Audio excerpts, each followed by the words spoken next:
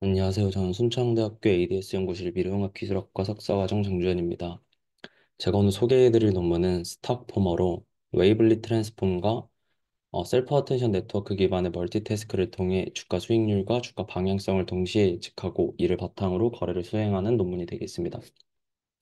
순서는 서론, 관련 연구, 사전 지식, 방법론, 그리고 해당 논문에서는 프라이스 볼륨 팩터를 사용하는데 이 해당 데이터의 구성 방식, 실험, 결론 및 향후 연구 순서로 진행하겠습니다. 서론입니다.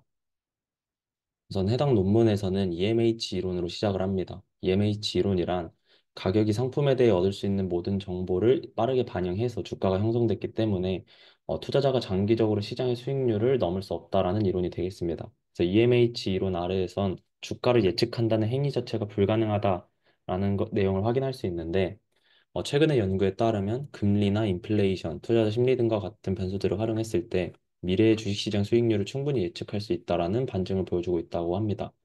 근데 해당 논문에서는 이렇게 진행된 연구들에 대해 크로스 섹셔널 스터디라는 비판적인 시각을 제안합니다. 이는 보통 실험을 위해서 일부 종목만을 선정해 활용했다거나 실험의 기간도 굉장히 제한적이고 변수들의 종류도 제한적이라 이런 단면적으로 진행된 팩터주 연구들 중 하나라는 것입니다. 그래서 팩터주란 수백 가지 팩터가 학계와 업계를 통해 제한이 되면서 마치 동물원처럼 폭발적으로 수많은 팩터가 생겨난 상황인데 이러한 상황 속에서 최근의 연구들은 단면적으로 진행됐기 때문에 사실 유의미한 분석이 아닐 수 있다라는 것이 해당 논문에서 전한 내용입니다. 그래서 해당 논문에서는 이 팩터주에 대해 자세한 설명이 없어서 제가 따로 조사를 좀 더 해봤습니다. 팩터주란 연구자와 투자자들이 수익률을 더 잘 예측하기 위해서 새로운 팩터를 계속해서 발견하거나 제안하는 것을 비유적으로 표현한 건데 이러한 연구들은 보통 해당 논문들에서 사용된 이 트레이딩 팩터가 우수하다고 주장하는 것을 좋아합니다. 그러나 그들은 보통 해당 연구에서 사용된 많은 수의 데이터와 또 교묘하게 결합된 변수들에 의해서 유의미하다고 잘못 판단된 팩터일 뿐이라는 것이 이 팩터주의 내용이 되겠습니다. 1962년부터 지금까지 약 400개의 트레이딩 관련 팩터가 학술지에 의해 소개가 됐고, 해당 조사 이후의 기간이나 또 발표되지 않거나 불합격된 연구들까지도 포함하게 되면 이 400개보다도 더욱 몇 배는 많은 팩터들이 존재할 텐데, 이 팩터주는 보통 과적합이나 실용성 문제, 그리고 데이터 마이닝적인 문제에서 측면에서 문제가 될 수 있습니다. 우선 첫 번째로 발견된 팩터 400개조차도 모두 상용하기에는 이 인공지능의 입장에서 과적합의 위험이 높아집니다. 또 400개라는 팩터 자체가 사실 현실적으로 너무 많기 때문에 주가 예측을 하는 데 있어서도 좀 제한적인 부분이 있고 또 이렇게 많은 팩터 중에서도 실제로 어떤 팩터가 중요하게 작용하는지 구분하는 것도 어려운 문제라고 합니다. 또 데이터 마이닝적인 측면에서도 사실 수많은 팩터들을 계속해서 테스트하다 보면은 정말 우연히 유의미하다는 결론이 나타날 수 있는데 만약 완전하게 랜덤한 팩터까지도 포함을 해서 실험을 하다 보면 근본적으로 오류가 포함됐음에도 불구하고 해당 결과가 참으로 잘못 판단될 수 있다라는 것이 이 데이터 마이닝적인 문제가 되겠습니다. 그래서 2018년에 알노트와 하비, 마코이츠가 진행한 실험을 예시로 들 수 있는데 이 해당 실험에서는 기업의 티커에서 세 번째 알파벳이 S인 주식은 롱 거래를 계속해서 수행하고 또 마찬가지로 세 번째 알파벳이 U인 주식은 숏 거래를 지속적으로 실행했을 때 놀라운 수익을 증명하며 일반적으로 모든 통계 검정을 통과했다라고 합니다. 그래서 해당 실험이 경제학적으로도 완전히 무의미하면서 통계학적인 관점에서는 수익성이 증명되는 데이터 마이닝의 명확한 오류 예시가 되겠습니다. 그래서 데이터 마이닝이 인공지능 분석 문제에서 중요할 수는 있으나 이 금융 분야의 실증 분석에서 활용될 때는 가장 큰 함정이 될 수 있는 문제 중 하나라고 합니다. 그래서 팩터주 문제를 해결하기 위해서는 주가 예측을 위해서 핵심이 될 수 있는 키 팩터에 설득이 뒷받침되는 수학적 조정과 근거 있는 선행 이론을 활용하는 것이 해결 방식이 되겠다라고 내용을 전했습니다. 다시 논문 내용으로 돌아와서 해당 논문에서 아웃 오브 샘플을 예측하는 것에 대한 이 도전 과제를 설명해 주었습니다. 우선 주식 수익률에 영향을 미치는 많은 팩터들이 이 앞선 팩터주에 대한 설명처럼 굉장히 많이 존재하고 또 고차원 행렬에서의 낮은 신호 대비 굉장히 높은 노이즈는 시장에서 활용되던 전통적인 계량 경제학 모델이 유의미한 예측을 어렵게 한다고 합니다. 또 예측을 위해서 활용될 수 있는 특성과 또 우리가 예측하고자 하는 주식 수익률 사이의 함수적인 관계도 굉장히 불확실하고 그 사이의 비선형적 구조를 포착하는 것도 어렵다고 합니다. 해당 논문의 저자가 중국인인데 중국 주식 시장을 예시로 설명하면 해당 시장은 20여 년밖에 안 되는 짧은 역사에 비해 규제 체계가 굉장히 지속적으로 변화하고 시장의 정책 변화 및 이벤트에도 특히 민감하게 반응하는 성질이 있다고 합니다. 그래서 이러한 문제점이 보통 우리 아웃 오브 샘플을 예측하는 것에 대한 난이도 자체를 높이기 때문에 굉장히 주가 예측은 어려운 문제가 되고 있는데 최근의 연구들을 보면은 이 딥러닝을 활용하는 것이 그래도 주가 예측을 좀 더 효율화시킨다라고 합니다. 주가 변동의 근본적인 원리를 이해하는 데 기초가 되는 이 정량적 투자 분야에서 필수 도구가 됐는데, 머신러닝에 비해서 높은 성능을 자랑하고, 딥러닝이 이 비선형적인 주가 구조에서도 그래도 더 나은 성능을 보이고 있다라는 최근 연구들이 나오고 있기 때문에 딥러닝은 충분히 활용할 수 있다라고 합니다. 근데 또 해당 논문에서 이렇게 딥러닝을 사용한 연구에 대해서도 또 일부 약간의 비판의 내용을 좀 담아줬는데, 해당 연구들을 보면은 RNN이나 CNN 같은 알고리즘이 주가 예측을 위해서 충분히 활용될 수 있다라는 그 잠재력은 인식을 하고 있으나 시장의 시퀀스 정보에 대한 탐구는 부족하다고 합니다. 그래서 이러한 알고리즘 구조는 활용하지만 그냥 주가 정보만을 넣어놓고 그냥 단순히 예측 과정만 수행하고 시기열적인 정보나 관계에 대한 반영은 하지 않기 때문에 사실 예측 결과에 대한 신뢰가 굉장히 떨어진다라는 것을 문제점으로 지적을 해주었습니다.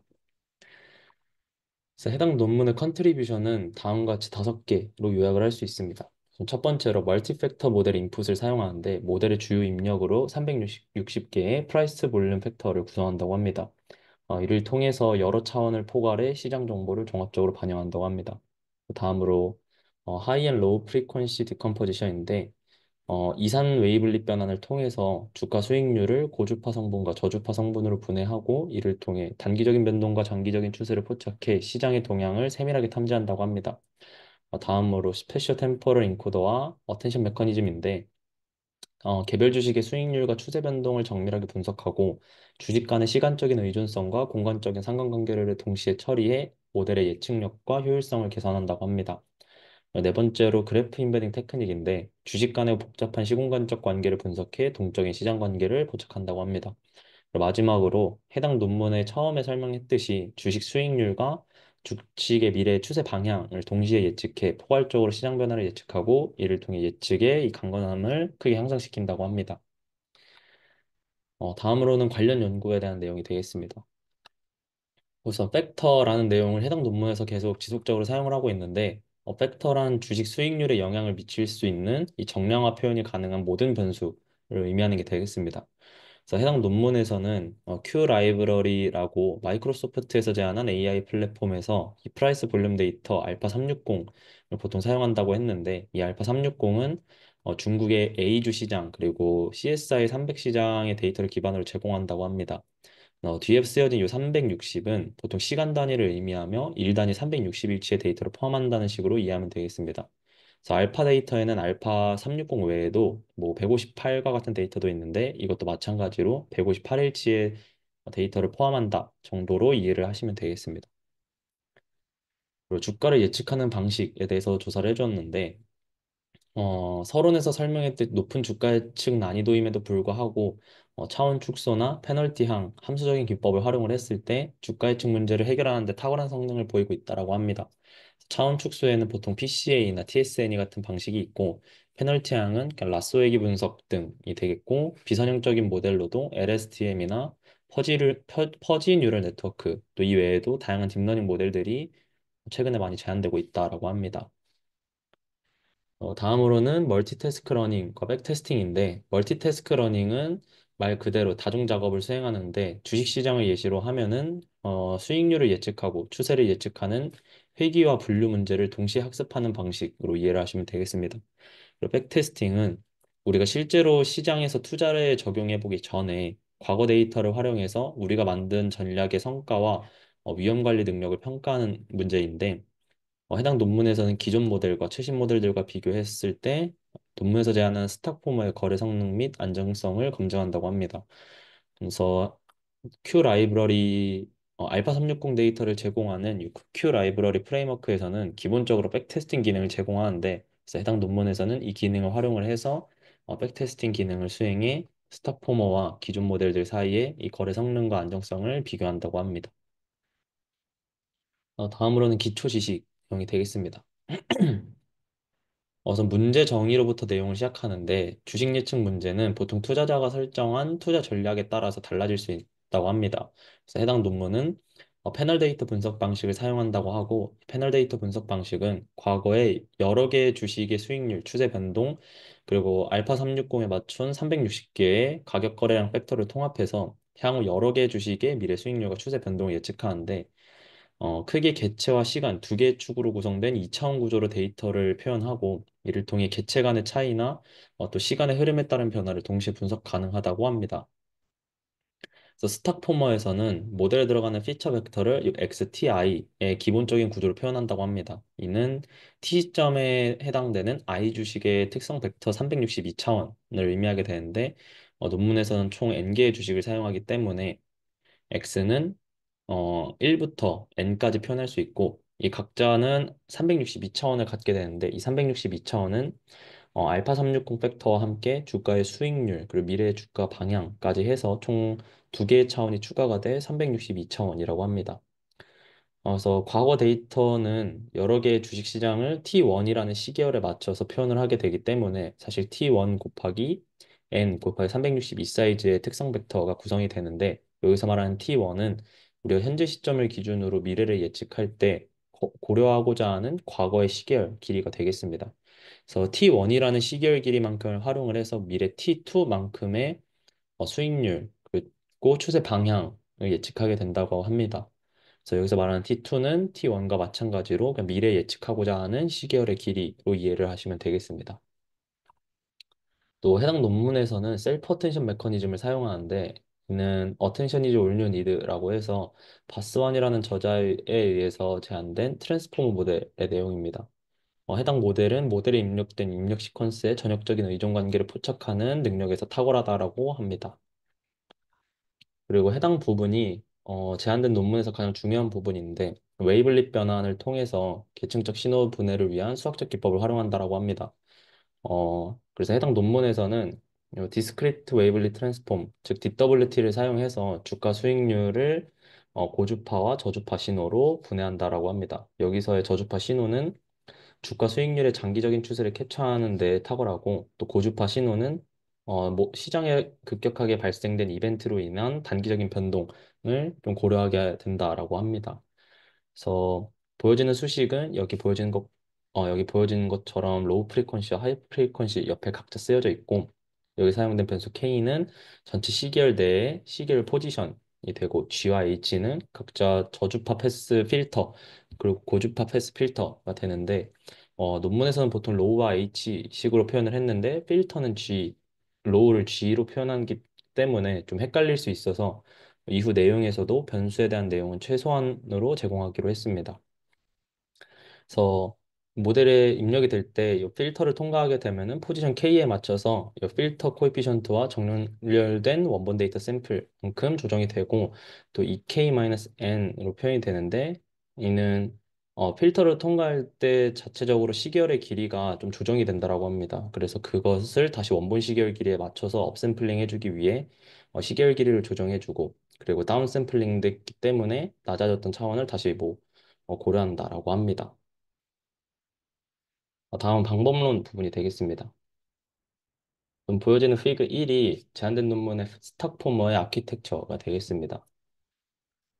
우선 첫 번째로는 디커플링 플로우 레이어가 되는데 보통 디커플링은 주가 예측 뿐만 아니라 그냥 주식 거래를 해본 사람이라면 한두 번쯤 들어봤을 법한 단어가 되겠습니다. 그래서 서로 다른 추세나 서로 다른 방향성, 그리고 뭐 서로 다른 성질을 가지고 있는 주식들을 보통 디커플링이라고 표현을 하는데 해당 논문에서는 모델에 입력된 주식 수익률을 고주파와 저주파 신호 두 개의 신호로 표현을 해서 이를 디커플링이라고 표현을 한 것 같습니다. 그래서 앞선 내용에서 활용된 362개의 팩터 중에 하나인 수익률 시리즈만을 DWT에 통과시킨다고 했고, 그래서 수익률만을 활용해 저주파, 고주파 신호를 추출하게 됩니다. 그래서 저주파는 보통 고주파에 비해 안정적으로 표현이 되고 장기적인 추세나 수익률의 궤적 전체 궤적을 반영한다고 합니다. 그리고 하이 프리퀀시는 시장에 발생된 급격한 이벤트와 같이 단기적인 변동을 반영하는 데 초점을 맞췄다고 합니다. 그리고 3절에서 설명했던 요 DWT의 내용인데 DWT 과정을 거치게 되면 자연스럽게 다운 샘플링이 적용이 돼서 시계열의 시간 간격이 절반으로 감소된다라고 합니다. 그래서 DWT를 통해서 주가 수익률이 고주파와 저주파 신호로 분해가 된 이후에는 다시 역 로우 하이 패스 필터를 사용해서 업샘플링을 수행한다라고 합니다. 그래서 여기는 XL이나 XH와 같이 표현을 할 수 있는데 X바로 표현된 데이터들은 원본 데이터를 의미하게 되고, W나 B와 같은 것은 그냥 모델에서 학습이 가능한 파라미터 되겠습니다. 그래서 모델 웨이트와, 파라미터 웨이트와 그냥 바이어스 정도로 이해를 하시면 됩니다. 그래서 주가 수익률만이 이 DWT를 통해 저주파, 고주파 신호로 변환되는 동안 추세 지표나 360개의 프라이스 볼륨 팩터는 그대로 유지된 후에 이렇게 업샘플링까지의 과정을 거친 이 저주파, 고주파 신호와 함께 컨캐트네이션 돼서 나중에 스탁포머의 입력으로 활용된다라고 합니다. 다음은 듀얼 프리퀀시 스페셜 템포럴 인코더인데 여기에서 봐야 될 건 템포럴 어텐션과 딜레이티드 커셔 컨볼루션 레이어 그리고 타임 슬롯 부분이 되겠습니다. 이거는 이제 그냥 뒤에서 좀 더 자세히 설명하는 걸로 하고 그림은 왼쪽에 보여지는 것처럼 볼 수 있겠습니다. 우선 디커플링 템포럴 피처 익스트랙션인데 LSTM과 같은 딥러닝 네트워크가 보통 금융시 계열을 모델링 하는데 효과적인 것으로 증명이 됐고 실제로도 많은 주가 해치 연구가 이 LSTM을 활용한다고 합니다. 근데 이 LSTM이 높은 연산량을 가지고 있고 또 학습 시간도 굉장히 과도하고 일반화 성능을 뽐내기 위해선 기본적으로 많은 양의 데이터가 요구된다라고 합니다. 그래서 해당 논문에서는 LSTM과 같은 단순한 딥러닝 네트워크를 사용하는 대신에 딜레이티드 커셜 컨볼루션 레이어와 템포럴 어텐션으로 모델 구조를 구성한다라고 합니다. 그래서 첫 번째로 딜레이티드 커셜 컨볼루션 레이어는 1차원으로 표현된 합성곱 신경망의 한 종류로 이해를 하시면 되는데 미래 시계열 데이터에는 접근하지 않되 과거 데이터에는 접근할 수 있는 권한을 부여하게 됩니다. 근데 약간의 레이어 과정을 거치게 되면서 일정 간격으로 모델의 입력을 조금씩 건너뛰되 그래도 과거 데이터에는 접근을 함으로써 좀 더 효율적으로 데이터에 접근한다라고 합니다. 그 템포럴 어텐션은 커셜 레이어보다는 좀 더 글로벌한 관점에서 과거 데이터에 접근하는 방식이라고 합니다. 이는 보다 전역적인 상호작용을 통해서 저주파 그 수익률의 추세를 좀 더 적극적으로 활용한다라고 합니다. 다음은 타임 슬롯에 대한 내용인데 타임 슬롯은 우선 보통의 주가 예측 연구들에서 각각의 거래일을 단순한 T라는 정수형 타임스탬프로 표현하는 것이 사실 모델의 입장에서 월별 또 연도별 주기성을 포착하는 데에는 좀 제한적이라고 합니다. 해당 논문에서는 타임슬롯이라고 해서 한 달에 보통 주말이나 공휴일 등을 제외했을 때 진행되는 약 21일의 거래일과 또 1년 12달로 나누어서 달력처럼 타임슬라이스를 구분지어서 표현한다고 합니다. 이러한 방식을 통해 거시적인 관점의 연간 주기와 또 미시적인 관점의 월간 주기의 개별 일자의 정보를 반영해서 모델의 입력으로 활용한다라고 합니다. 그래서 이를 통해 템포럴 그래프를 구성하게 되는데 우선 타임 슬롯을 구성한 이후에는 단순화 과정을 위해서 1년 단위로 개별 슬롯에 집중한다라고 합니다. 그래서 해당 논문에서 사실 1년 말고도 몇 년간을 더 활용할 수 있지 않느냐라는 것에 대한 어, 사전적인 답변을 줬는데 주기적인 변동성을 포착하고 또 경제적인 관점에서 봤을 때 사실 1년간의 슬롯만을 활용해도 충분하지 않을까라고 해당 논문에서는 내용을 뒷받침해 주었습니다. 그래서 1년에 보통 약 250일 정도의 거래가 되는데 이를 평균 21거래일로 달마다 부여한다라고 합니다. 이후에는 오른쪽에 보여지는 그림처럼 인접한 시결의 날짜끼리는 엣지를 연결하는데 이를 통해 연속적으로 변화하는 시간에서의 원활한 전이를 제공하고 또 연속된 주기 안에서 동일한 시간 슬롯끼리 연결한다고 합니다. 이는 예를 들어 연간 주기에서 동일한 좌표의 슬롯이라고 하는데 여기 보여지는 뭐 1, 2, 3, 4, 5월 뭐 이렇게 있을 때 동일한 거래 일자에 대해서 슬롯을 연결해 준다라고 합니다. 그래서 이를 통해 모델의 학습이 진행이 될 때마다 모델의 이 타임 슬롯이 변할 때에도 모델이 충분히 일관적으로 학습을 진행할 수 있도록 그 일관성을 보장해 준다라고 합니다.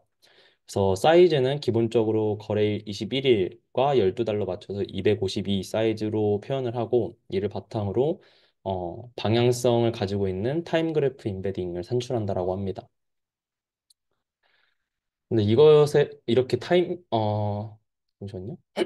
이 템포럴 그래프를 표현할 때 타임 슬롯을 모델에 임베딩하기 위해서는 모델이 충분히 활용할 수 있도록 이 특징 벡터로서 변환해 주는 과정이 필요하다라고 합니다.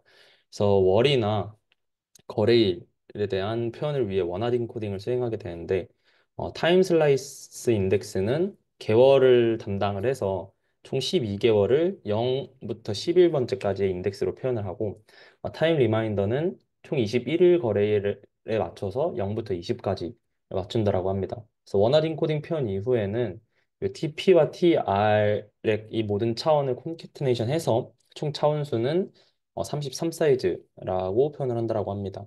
그래서 데이터셋의 날짜 T1, 앞서 설명했던 예측 구간 T2를 위해서 활용되는 과거 시계열의 길이 T1에 대해 그래프 행렬을 얻는다라고 합니다. 근데 사실 1년에 12개월에 해당되는 S 12개의 타임 슬라이스가 있을 때 실제로는 이 연도마다 보통 이 거래일 수가 252에 맞춰지지 않는 경우들이 있다라고 합니다. 그래서 이를 위해 실제 거래일 수에 맞춰서 각 시간 슬라이스의 거래일 수를 동적으로 결정해 준다라고 하는데 우선 첫 번째로 지금 모델에 입력되고자 하는 해당 연도의 거래일 수를 S12, 즉 12개월만큼 나눠준 후에 나머지는 총 거래일 수 T에 맞춰서 알게만큼 남은 슬라이스에 1일씩 거래일을 추가해 준다라고 합니다. 그래서 만약 12만큼 나눈 이후에 나머지 R이 있다라고 하면은 첫 번째 달부터 R만큼의 개수까지를 T 플러스 1만큼의 거래를 갖는다라고 하고 이후 나머지 슬라이스 마이너스 R만큼에 대해서는 그냥 사전에 정해졌던 목만큼 21개 정도만 가지게 된다라고 합니다. 또 주식 시장의 스타일은 개념 드리프트라는 동적 변화를 겪게 되기 때문에 사실 주식 사이의 관계는 동적으로 변한다라고 합니다. 그래서 각 해의 주가 수익률 데이터를 기반으로 독립적인 스페이스 그래프를 표현하는데 각 해별로, 각 연도별로 데이터에 대해 주식 간 스피어만 상관계수를 계산하고 이를 통해 상관 행렬을 생성해서 주식 개수 n이 있을 때 n 곱하기 n 사이즈의 행렬을 만든 뒤에 스트럭투백이라는 알고리즘을 사용해서 고차원적으로 표현할 수 있는 스페이스 그래프 임베딩을 산출한다라고 합니다. 그래서 이러한 앞선 과정을 표현하게 되면은 시계열적인 관계를 표현하는 타임 그래프와 그리고 스페이스 그래프 이 두 가지 그 임베딩 벡터를 가지게 되는데 이 두 가지 그래프 임베딩을 앞서서 활용했던 주가 수익률의 고주파, 저주파 프리퀀시에다가 통합을 한다라고 합니다. 이후에는 어텐션 메커니즘을 적용해서 그 두 그래프 임베딩이 저주파, 또 고주파 각자 어떻게 표현이 되는지에 따른 최종 인코딩 표현을 모델의 입력으로 활용하게 된다라고 합니다. 다음으로는 듀얼 프리퀀시 퓨전 디코더인데, 퓨전 어텐션을 통해서 저주파 신호와 고주파 신호, 이 서로의 정보를 융합하는데 이때 멀티태스크 러닝이 적용된다라고 합니다. 그래서 서로 다른 멀티태스크 러닝 내부에서는 수익률을 예측하고 추세를 예측하는 이 두 태스크마다 서로 다른 FC 레이어를 사용해서 MTL의 출력이 산출된다라고 합니다. 그래서 앞선 과정으로 그 인코딩 표현이 나타나게 되면 저주파와 고주파 신호는 여기 보여진 것처럼 표현할 수 있는데 디커플링 피처 퓨전 과정을 통해서 이 저주파 신호와 고주파 신호를 콘캐트네이션한 한 가지 입력 벡터를 만들게 되고 이를 바탕으로 개별 주식의 어텐션을 출력한다라고 합니다. 그래서 FAN이 개별 주식마다 이 어텐션이 출력될 때 사용되는 수식인데 수식을 보게 되면은 로우를 기반으로 하이를 계산하는 느낌이 있습니다. 여기 수식을 보면은 Y 아래 L로 표현된 YL이 4번 정도 들어가고 H가 2번 정도 들어가는데 이는 저주파 신호의 안정적이고 장기적인 추세를 예측하는 걸 좀 더 중점적으로 다루고 고주파 신호에서의 예측은 저주파 예측 좀 더 보완하는 느낌으로 결합한다라고 해당 논문에서 설명을 해주었습니다. 그래서 장기적인 추세를 예측하는 것이 단기적인 추세를 예측하는 것보다 더 우선시될 수 있다라는 식으로 해당 논문에서는 접근한 것 같습니다. 그래서 모델의 이 멀티 슈퍼비전을 할 때는 출력을 할 때 이 분류형 문제에서는 주가의 추세가 상승할지 하락할지에 대한 확률을 예측하게 되고 또 회귀형 예측에서는 뭐 말 그대로 미래의 주가 수익률이 몇일지에 대한 정보와 또 저주파 구성 요소가 또 어떻게 변화하는지 등을 예측한다라고 합니다. 또 이걸 바탕으로 분류와 회귀 두 작업은 매 손실을 더한 전체 손실 함수를 그냥 함께 공유하면서 최적화하게 되는데 분류 손실은 크로스 엔트로피 그리고 회귀 손실은 MAE 오차 지표를 활용한다라고 합니다.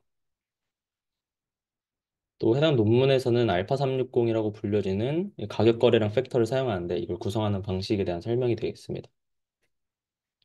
실험에서는 CSI 300 지수라고 해서 중국 상하이 주식 시장에 상장된 시가총액 상위 300개 종목으로 구성된 주가 지수를 사용하고 실험 시간은 2018년 3월부터 2024년 1월 말일까지로 사용한다라고 합니다.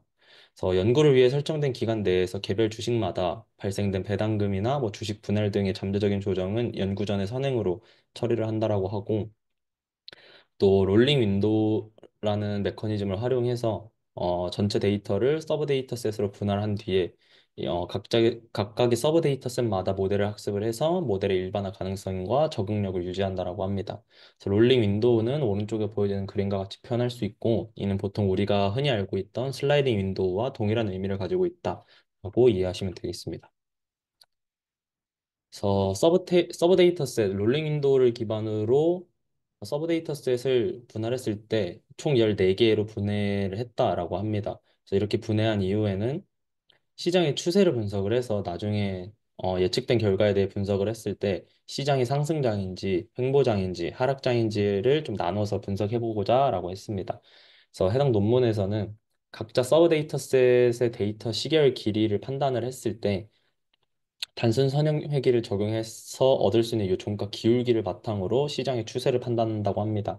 그래서 만약 기울기가 임계값 5를 넘어선다면 상승, 그리고 절대값이 5를 넘지 않는다면 횡보, 그리고 마이너스 5보다 낮다면 하락, 뭐 이런 식으로 시장의 추세를 판단했다라고 합니다.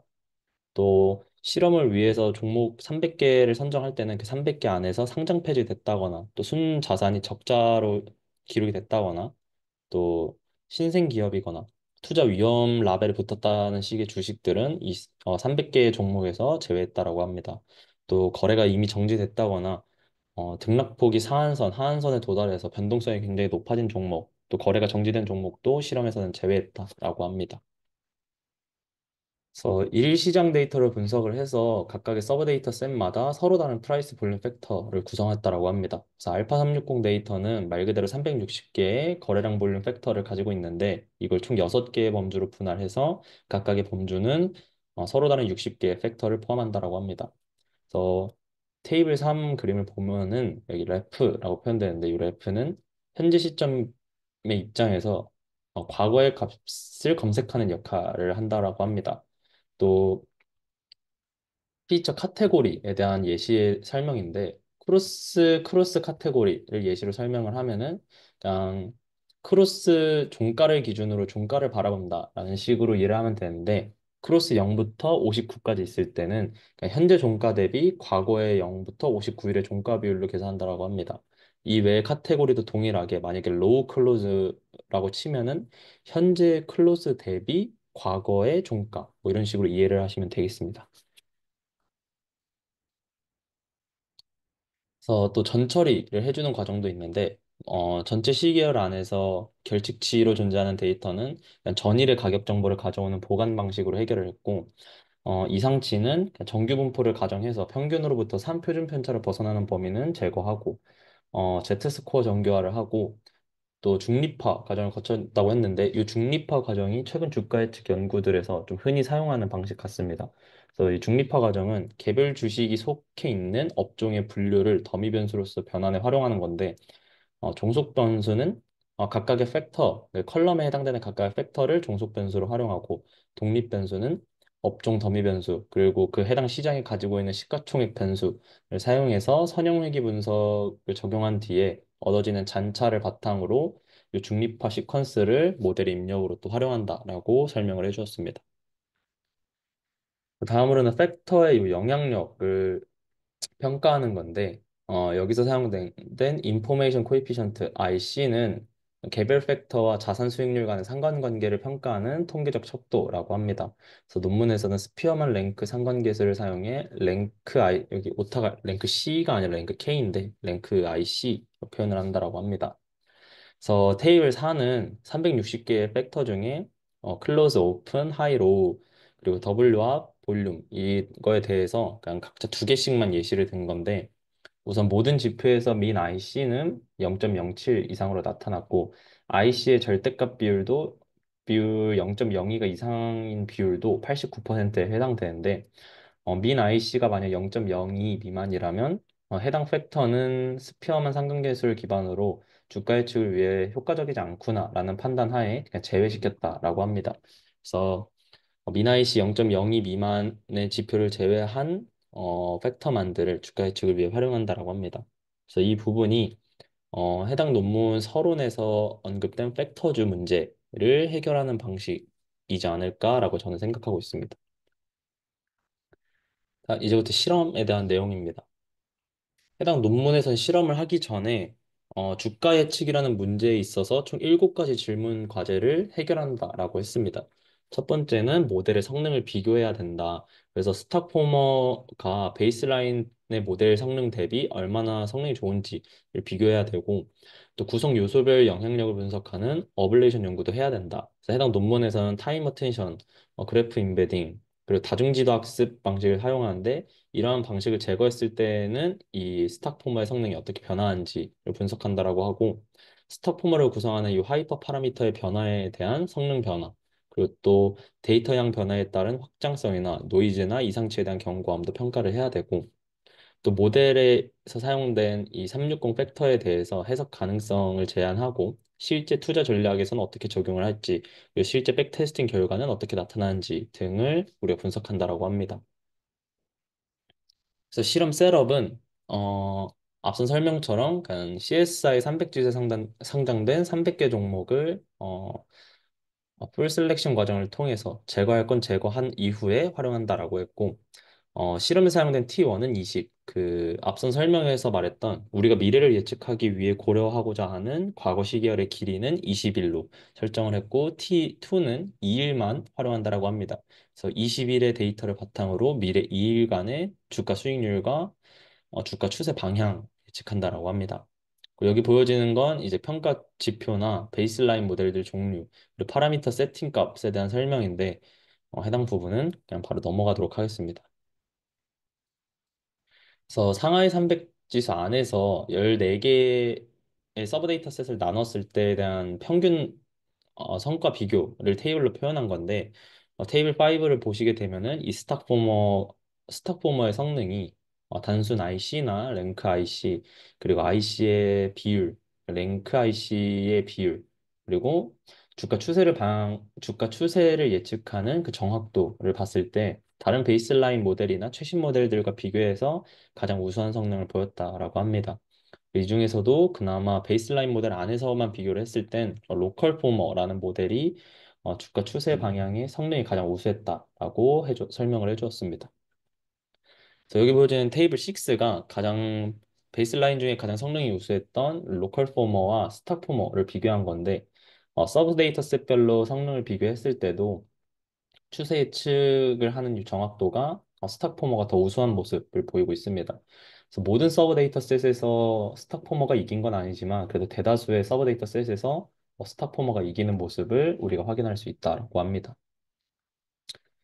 그리고 해당 테이블은 스탁포머 모델을 논문에서 사용된 상하이 CSI 300 지수 말고 다른 시장에 적용했을 때는 어떤가에 대한 성능인데, 그래서 중국, 미국, 유럽 세 가지 시장에서 비교했을 때의 결과를 테이블 7에서 요약합니다. 그래서 평가 결과 대부분의 평가 지표에서 모든 스탁포머가 베이스라인 모델의 성능을 능가하는 모습을 보였으며, 안정적인 대형주 지수가 포함된 CSI 300, S&P 500에서 가장 우수한 IC 밸류를 보였다라고 합니다. 그래서 이는 다양한 시장에서도 스탁포머가 뛰어난 예측 성능을 보이고 또 일반화 성능을 통해 실제 투자 전략에서도 충분히 활용하지 않을까라는 기대감을 보이는 결과라고 해당 논문에서 설명해 주었습니다. 그래서 지금까지의 내용을 바탕으로 이 스탁포머의 장점을 요약했을 땐 첫 번째로 TCN으로 시계열 데이터에 대한 장기적인 종속성을 효과적으로 포착한다라고 합니다. 또 그래프 어텐션 메커니즘을 통해 모델에서 종목 간의 상호작용과 상호 영향력을 조사해서 이 시장의 전체적인 역학에 대해 이해한다라고 합니다. 그리고 셀프 어텐션 메커니즘을 통해 시계열 데이터의 다양한 지점 간 복잡한 상호작용을 포착하는 이 모델의 능력을 강화하고 다중 지도 학습을 통해 스탁포머는 분류 및 회귀 작업을 동시에 수행하면서 분류와 회귀가 서로가 서로를 감독하고 다차원적인 예측을 수행해서 모델의 적응력과 예측 정확도를 향상시킨다라고 했습니다. 또 해당 논문의 두 번째 질문에 대한 이 어블레이션 스터디가 되겠습니다. 어블레이션 스터디는 스탁포머를 구성하는 각각의 세부 내용 중에서 일부를 하나하나 제거했을 때마다 성능이 어떻게 변화하는지에 대한 내용인데 당연하게도 스탁포머의 주요 내용들을 제거했을 때 성능이 전체적으로 좀 감소하는 영향을 보였습니다. 그래서 이를 통해서 스탁포머의 전체적인 구성 요소들이 다 중요하게 적용을 하고 있다라는 것이 이 테이블 8번에서 요약하는 결과이기 있습니다. 다음으로는 하이퍼 파라미터의 민감도 분석인데 이를 통해서 그냥 스탁포머를 구성할 때는 히든 레이어의 사이즈가 뭐 128이어야 되고 레이어도 2층, 배치 사이즈는 16, 뭐 이런 식으로 각자 하이퍼 파라미터가 중요한 부분이 분명 존재한다라는 식으로 실험 결과가 나타났습니다. 이거는 이제 데이터 사이즈나 노이즈 레벨에 대한 변화인데 데이터 사이즈가 증가했을 때 스탁포머를 베이스라인 모델들과 비교했을 때도 더 우수한 성능을 보이고 있고 노이즈 레벨도 더 증가시켰을 때 스탁포머가 다른 모델에 비해 좀 더 높은 IC 비율을 가지고 있다라는 것이 피그 7번과 8번에서 요약한 결과입니다. 그래서 스탁포머가 베이스라인과 비교했을 때 데이터셋의 사이즈가 크든 노이즈가 더 많든 다양한 데이터 상황에 상관없이 베이스라인을 능가하는 성능을 잘 보이고 있다라는 것이 해당 그림에 해석이 되어 있습니다. 그리고 해당 부분은 어, 머신러닝 모델을 사용해서 샤프 비율을 활용하고 또 템포럴 어텐션의 시각화 이런 어텐션 시스템 등이 되겠는데 여기서 중점적으로 알아야 될 건 그냥 샵에 대한 결과이겠습니다. 그래서 샵의 가장 위부터 로우 2부터 해석을 해보면 로우 2와 같이 현재 종가 대비 이틀 전의 저가가 높을수록 수익률에는 오히려 부정적인 영향을 준다라고 하고 또 오픈 3와 같이 현재 종가 대비 3일 전의 시가가 낮을수록 수익률을 낮추고 반대로 높을수록 수익률에 긍정적인 영향을 준다라고 합니다. 그 하이 43 같이 43일 전과 같은 먼 과거의 최고가가 오히려 수익률을 잘 증가시키고 또 평균적으로 회귀하는 효과를 가지고 있다고 합니다.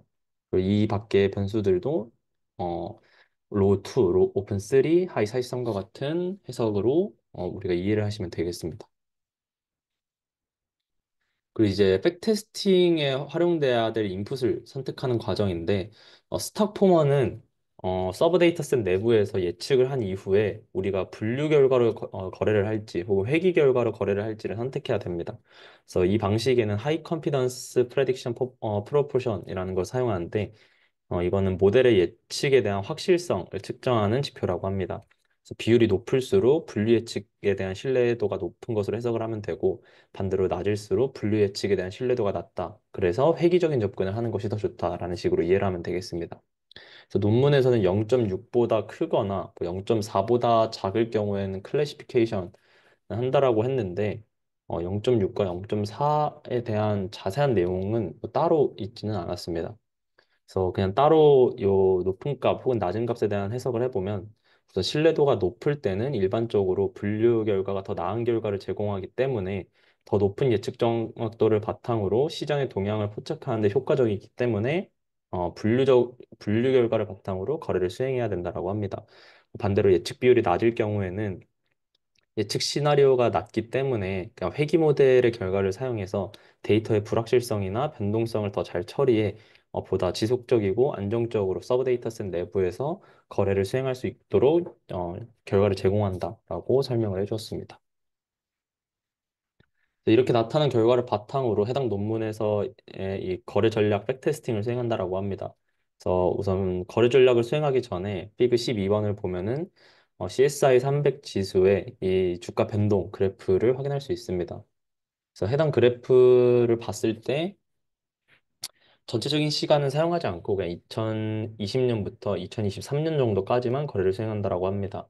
그래서 있는 테이블 10번에서 우리가 확인할 수 있고 크게 세개의 기간으로 나누어서 2020년부터 2023년 8월까지 봤을 때 11월 달부터 21년도 1월까지는 상승 추세라고 합니다. 그래서 상승 추세에서의 스탁포머의 성능은 어떻게 나타났는지, 그리고 22년 1월 말일부터 또 5월까지는 하락장의 추세가 있었는데, 이때는 또 어떻게 반응을 했는지, 23년도 5월부터 2023년도 8월까지 또 거래를 했는데, 이때의 횡보 기간 안에서는 또 어떻게 거래를 수행했는지 분석을 한다라고 합니다.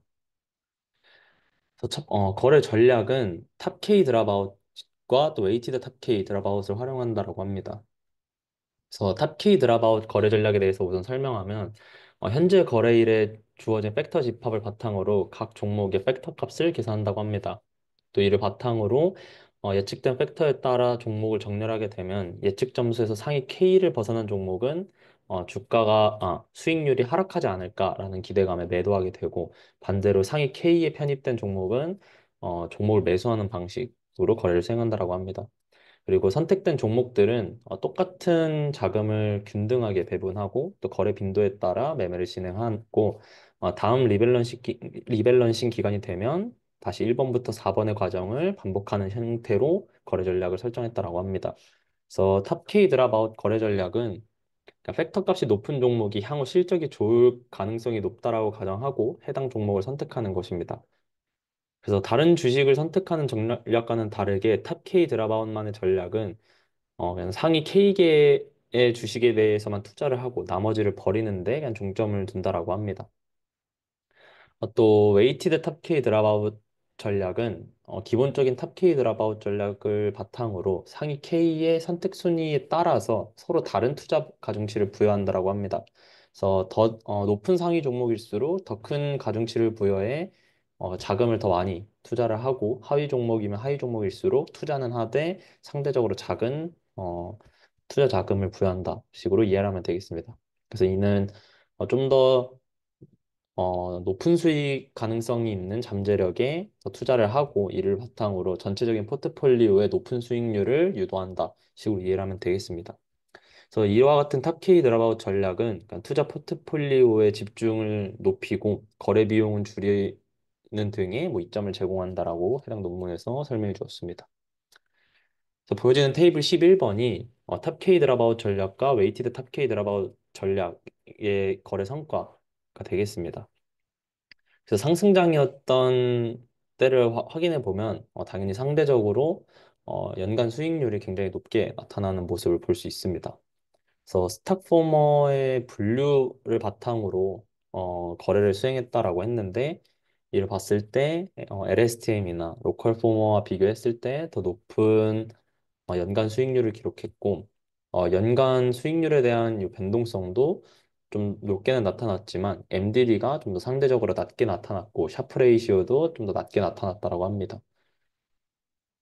그리고 탑K 드랍아웃 전략, 그러니까 웨이티드 탑K 드랍아웃 전략에서도 스탁 포머가 LSTM이나 로컬 포머보다 더 우수한 성능을 보이는 것으로 확인이 되고 어, 뭐 전체적인 결과에서도 그냥 뭐 비슷하게 나타난 것 같습니다. 근데 주가 예측 문제를 확인해 보면은 보통 상승장에서는 상대적으로 오류 신호를 나타내더라도 기본적으로 투자 수익을 얻을 수 있는 기회가 많기 때문에 사실 모델에 대한 평가를 할 때는 시장이 하락장일 때 어떻게 반응하는지를 우리가 분석을 해야 됩니다. 그래서 하락장일 때를 보면은 이 스탁포머가 물론 손실은 입긴 했지만 LSTM이나 로컬 포머와 비교했을 때 마이너스 15.18%로 좀 더 낮은 하락률을 달성할 수 있었고, MDD도 그만큼 낮게 나타났다라고 합니다. 그래서 웨이티드도 봤을 때 높은 투자 비중을 더 매긴 만큼 물론 하락의 비중은 컸으나 그래도 상대적으로 LSTM이나 로컬 포모보다는 더 높게 나타났다고 합니다. 그리고 마지막으로 횡보장을 봤을 때 LSTM이나 로컬 포머는 뭐 연간 수익률을 봤을 때 하락으로 마무리 짓는 것을 봤는데 스탁 포머의 경우에는 그래도 높은 수익률을 증명하면서도 뭐 상대적으로 비교했을 때에도 더 안정적으로 거래를 수행했다라고 나타났습니다. 그래서 이제 연도별로 수익률 변화에 대한 추이와 테이블 표인데 상승장을 봤을 때 스탁 포머가 끝점을 봤을 때 비교 모델과 비교했을 땐 1등은 하지 못했으나 그래도 전체적으로 수익률이 가장 평균적으로 좀 높게 나타났고 변동성도 낮았고 MDD도 낮았고 샤프 레이시오도 1등은 아니지만 그래도 안정적으로 나타났다라고 합니다. 반대로 하락장일 때에도 그래도 하락은 허용을 했으나 다른 베이스라인 모델들에 비해 상대적으로 덜 허용하면서 안정적으로 투자를 했고 그래서 그 다음 뭐 여기 13번 테이블 13번을 보게 되면 이 TCM 모델이 연간 수익률을 마이너스 6.72%를 달성하면서 이 스타포머가 해당 모델을 이기지 못했으나 그래도 충분히 다른 모델들과 비교했을 때는 안정적으로 투자를 했다라고 합니다. 그래서 여기 보여지는 그림이 이제 전체적으로 그 서브 데이터 셋마다 비교를 해본 결과인데 보여지는 파란 색깔 수익률 그래프가 스타포머의 그래프가 되겠습니다. 그래서 전체적인 서브 데이터 셋에서 가장 우수하지는 못했으나 그래도 상위권에 랭크되는 모습을 흔히 볼 수 있었다라고 합니다.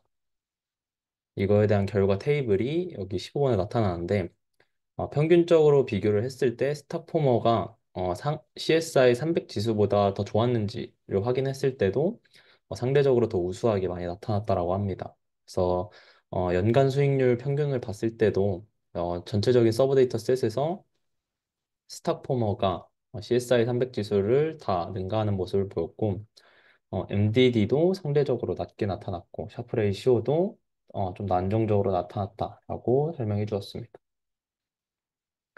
결론 및 향후 연구에 대한 내용입니다. 해당 논문에서는 웨이블리 트랜스폼과 멀티태스크 셀프 어텐션 네트워크를 통합한 스탁포머 모델을 소개했습니다. 그래서 스탁포머는 전 세계 증권 시장에서의 복잡한 변동을 분석하고 적응하는 능력을 보였으며 360개의 프라이스 볼륨 팩터와 수익률의 이중 주파수 변화를 통해서 장기적인 추세의 시장 변동과 또 단기적인 추세에서의 급격한 이벤트에서 충분히 해석 가능한 그 능력을 계산할 수 있었다라고 합니다. 근데 또 이제 제한된 논문의 실험 결과를 바탕으로 미래의 향후 연구에 대한 피드백 과정이 진행됐는데 우선 첫 번째로 모델에 사용된 디스크리트 웨이블리 트랜스폼이 복잡한 파라미터 설정을 포함하기 때문에 이 파라미터를 조정하는 과정이 굉장히 많은 시간이 소요되고 또 이를 확인하기 위해서는 반복적인 실험이 필요하다라고 합니다. 그래서 많은 시간이 소요되는 반복적인 실험을 해결하기 위해선 신경망 구조 내에서의 파라미터를 모델 내부에서 자동으로 식별하고 동적으로 최적화하는 방법을 한번 탐색해야 되지 않을까라고 피드백을 해주었습니다. 또 실험이 진행이 될 때는 정적인 상태의 이 CSI 300 데이터에서 나타난 결과이기 때문에 여기 오타가 났는데 이 시장의 동적인 특성을 완벽하게 반영하지 못했다라고 합니다. 그러니까 이게 무슨 내용이냐면 실험을 할 때 거래 위험이 높거나 뭐 변동성이 높아졌던 주식 종목에 대해서는 수행하지 않았다라는 건데 그래서 이러한 종목들에 대해서도 미시적인 시장 조건에 대한 적응력을 우리가 확인하고 또 향상시킬 필요가 있고 데이터의 품질 자체를 좀 더 개선해 볼 필요도 있고 그리고 앞선 설명했던 것처럼 이렇게 높은 변동성을 가진 노이즈가 많은 환경에서의 모델 성능도 충분히 조정해서 스탁포머의 능력을 좀 더 이끌어낼 필요가 있다라고 설명을 해주었습니다. 감사합니다. 지금까지 장주현이었습니다.